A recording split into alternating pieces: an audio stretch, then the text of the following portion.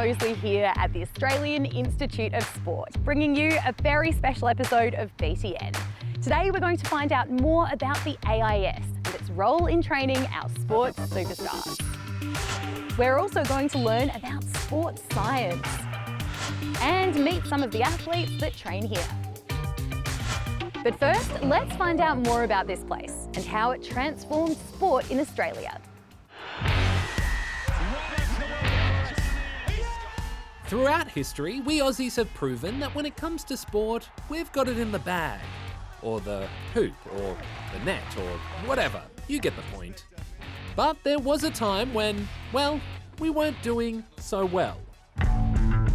In the 1976 Olympic Games in Montreal, Australia won no gold medals at all. None. No gold medals. It was pretty shocking. So much so that the government asked experts to look for a way to fix things. It was recommended that we started an institute facility and environment to enhance the sports that we had in Australia. That's Julian Jones, former Olympic weightlifter and head of performance services at this place, the Australian Institute of Sport. Oh, and he was at its opening. In 1981, Australia Day, January, it was a stinking hot day. I was here myself actually. So there was 12 sports that started with the AIS. All of them trained out of that facility apart from swimming, which trained in the Deakin swimming pool, which didn't actually have a roof on it at the time when we started there. The Australian Institute of Sport offered up-and-coming athletes intense training by the best coaches and gave a big boost to the growing field of sports science. Young athletes were given full-time scholarships at the AIS, where they could hone their skills. And the hard work paid off, because in the 1984 Los Angeles Olympics, Australia took home 24 medals, 4 of them gold. It's a gold medal to Team Lincoln of Australia! The proof was in the pudding, or the medals, as it were. The government started spending money on all sorts of elite sports, and the wins have kept coming. The success of the AIS became known all over the world, and soon other countries started copying the AIS and setting up their own versions. We've had lots of international visitors over the years since we've been set up, and a number of those countries have gone away and emulated what we've got here, in whether it be with the buildings or whether it be with some of the systems. But fortunately, they haven't been able to replicate exactly what we've had here.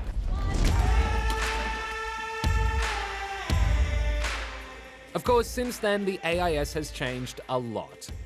Now, every state and territory has its own sport organisation, and professional teams have their own training programs and centres.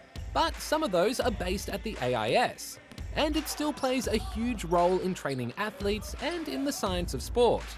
I've got nutritionists, I've got psychologists, strength and conditioning coaches, biomechanists, skill acquisition specialists. Then we've got sports engineers, then we've got artificial intelligence, we've got physiotherapists. It's quite a moving feast, and it's dynamic in nature as to where the best effect of them coming in and working with the athlete. And if you spend any time around this place, you might just catch a glimpse of the Olympians of the future.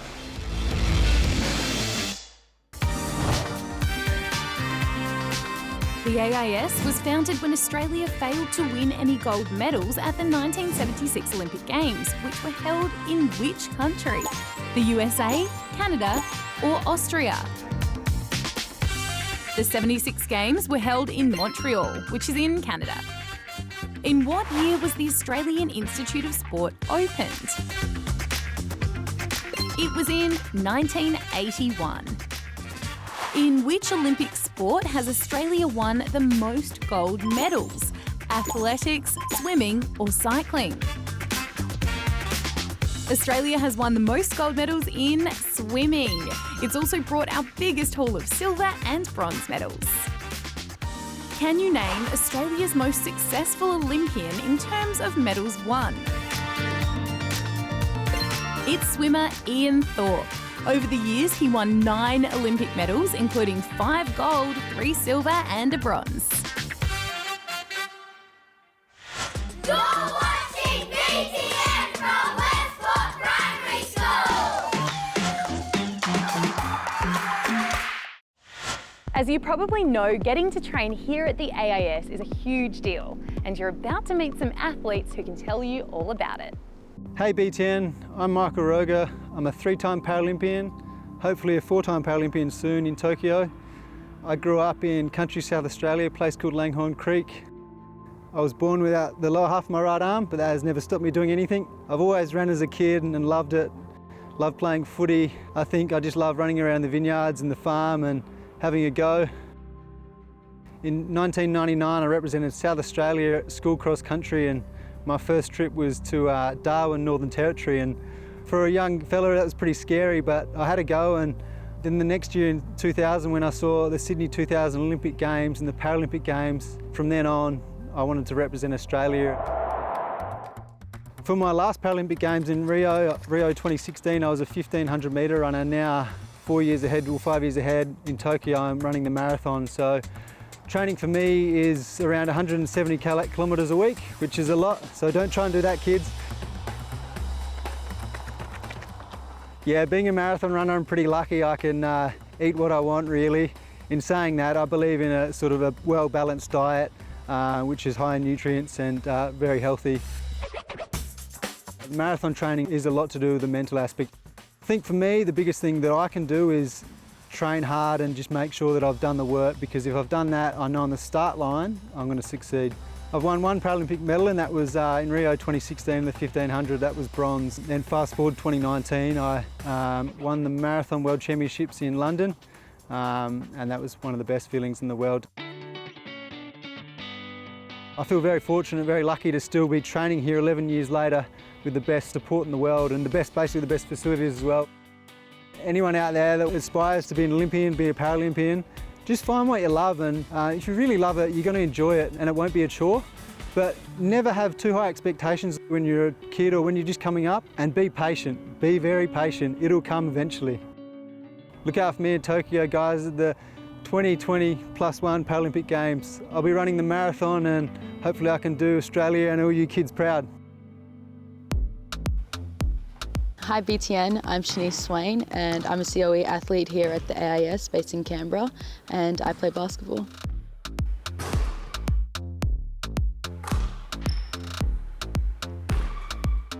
I've been playing basketball since I've been 5 years old. I played nationals for Queensland North in Townsville. A month or two after that, I got invited to come here. I was pretty excited to play as a kid. I just didn't know what I was doing. We had this thing in Cairns called Tiny Taipans, and there was one side with like the younger kids and one side with like the older kids, and I didn't want to play with the younger kids because I thought I was better. So I ran over to the other side, and the coaches were looking for me, and I was playing with the bigger kids.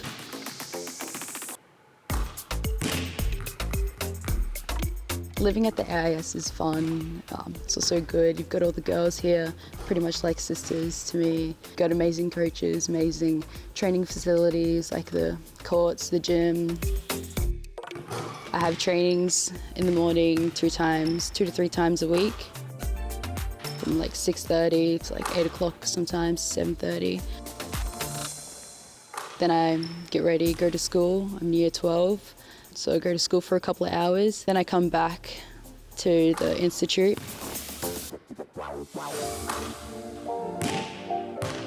Balancing school is quite easy. We've got quite a lot of help here from staff members. We normally have study periods at school and in the afternoon. Originally, I wanted to go to college, but I've made a decision that I'm going to stay here in Australia and play WNBL. I want to play professionally over in America, WNBA, maybe go over to Europe and play. My advice would be, if you got a dream, go chase it, work hard, don't give up, and just do what you love doing. Keep a lookout for me because I'll be playing in WNBL, hopefully in an Australian Opals team. Yeah.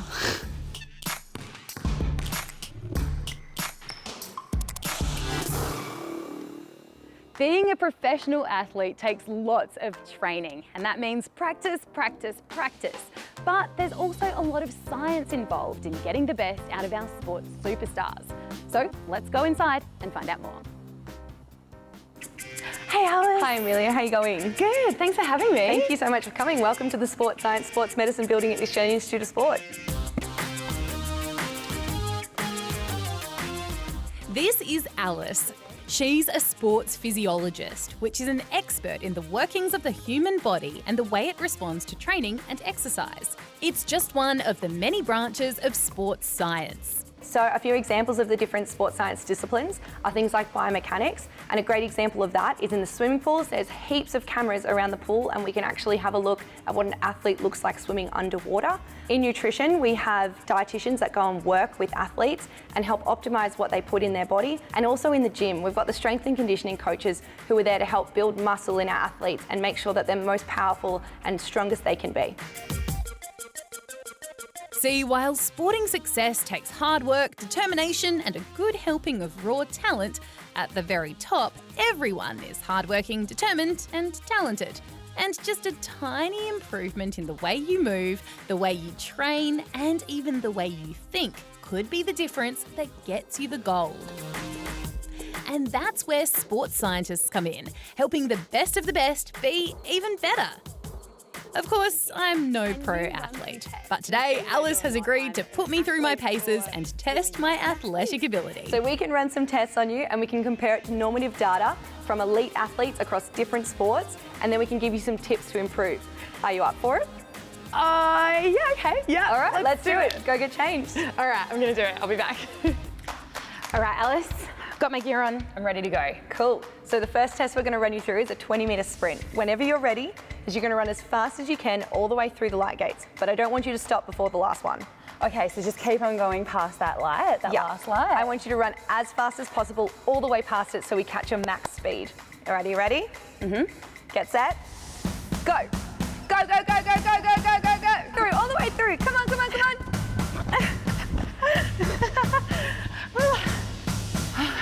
Great job, Amelia. You did such a good job. Really? Yeah, look at your results. You got 4.5 seconds over 20 metres. That's awesome. So how does that actually compare to like a pro athlete though? Yeah, so be honest. It's a little bit slower than a professional athlete. Usually professional athletes do about 3.3 seconds to 3.5 seconds, but they're elite. That's their job. They're meant to be fast. All right, next we're going to go over and do the vertical jump test. Okay. Are you feeling springing? Yeah, let's do it. Let's do it. What we're going to do is measure how high you can jump. Okay, right. So to do that, you're going to bend both of your knees and you're really going to drive all the way through your legs and reach up as high as you can go and hit as many of the veins as you can.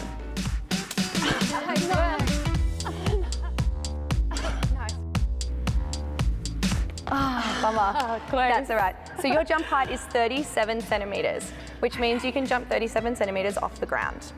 Okay, and how does that compare to your athlete? Yeah, cool. So if we're looking at an elite female basketballer, they can jump about 47 centimetres. So if I remove 10 of these, whoa, that would be you jumping right up there. I guess I'm not going to play for Australia in a basketball team anytime soon, then, Alice. Oh, that's okay. You can keep trying though. I'll work on it. Of course, sports science isn't just about pushing your body to its limits. It's also about treating it well. And after a big day of training, athletes can come here to the Recovery Centre for some state-of-the-art relaxation and recovery. So we've got our stretching area here and some of our massage chairs and compression boots as well. And if we come through here, we can go to the pool. Are we not going to the massage chairs? Maybe later. So here is our cold pool. Hey, all right. Are you interested in trying it out today? Yeah, definitely. So Alice, what is this actually good for? What does it help with? Yeah, so hydrotherapy or cold water immersion is really good for reducing pain, reducing swelling, and removing all of the waste build-up that you did when you were exercising after a tough session. Let's see if you can get your shoulders under. Okay. It is cold, but in a good way. Yeah. Yeah.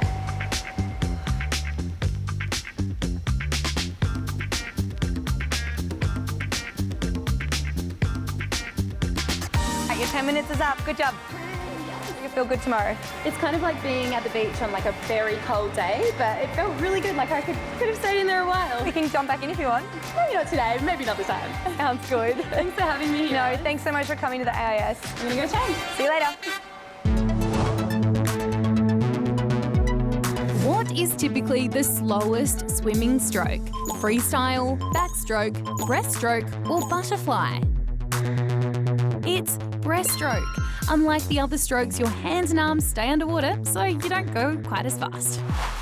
What's the name of the chemical that causes a burning sensation when you exercise? It's lactic acid.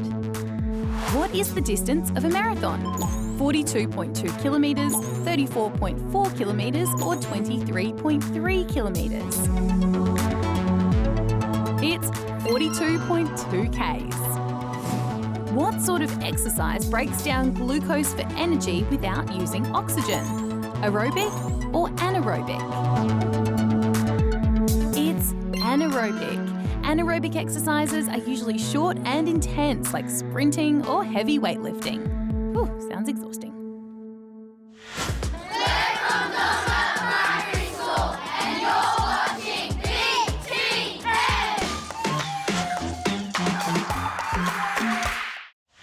There's training for all sorts of different sports here at the AIS, including some you might not know that much about. Let's meet some of Australia's Olympic artistic swimmers. Hey BTN, I'm Kira.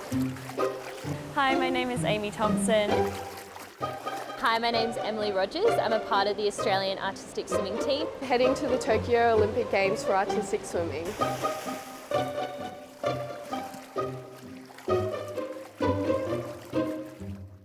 Artistic swimming is a sport that combines a lot of different elements. We need strength, flexibility, endurance, breath-holding capacity, teamwork skills. We often describe ourselves as a mixture between swimming and gymnastics. Artistic swimming is a very, very difficult sport, but the aim of it is to really show that it's effortless and that you're having the best time ever. It requires you to be upside down and right side up with a huge smile on your face. To the naked eye, synchronized swimming might seem quite easy and simple, but that is our goal when we swim, to make ourselves look elegant and light. But in reality, it is quite difficult to hold your breath. My journey into this sport is a little bit interesting. I was a competitive swimmer, and I also was trying gymnastics when I was younger, and I was really bad at both. And for some reason, someone told my parents that I should try synchro, put the two sports that I'm not very good at together, and I found something that I loved and was good at. I was always a swimmer. My mum really wanted me to do a team sport as well, so I loved to dance and just combined both of those passions, and so it all just seemed to work out. We have been living at the AIS since January, and we will be living here until the Games. It is a great facility for us where we can just knuckle down and get the job done. We wake up, we train, we eat, we train, we eat, and we sleep and recover. And the AIS is the perfect environment for us to be able to do that with no distractions. Some moves and techniques that we use in the routine is a lot of arm movements under the water, above our head, and then we do a thing called egg beater, which is when we're upright, we do our legs in an egg beater motion, and that keeps us really high and we can present to the whole audience. I'm really excited for the Tokyo Olympic Games. I went to the Rio 2016 Olympics, so I think it's going to be a very different experience to the last one, but I'm really excited to see where this new team goes and that we perform the best that we possibly can. I love representing Australia. We are such a unique and lively team. I have vivid memories at past competitions singing the national anthem on the podium and feeling full of happiness and joy. Well, that's it for this BTN special. Thanks so much to the AIS for showing us around. If you want to see more specials just like this one, then you can head to our website, where you'll also find teaching resources and lots of other stories on all sorts of topics. Thanks for watching, and I'll see you soon.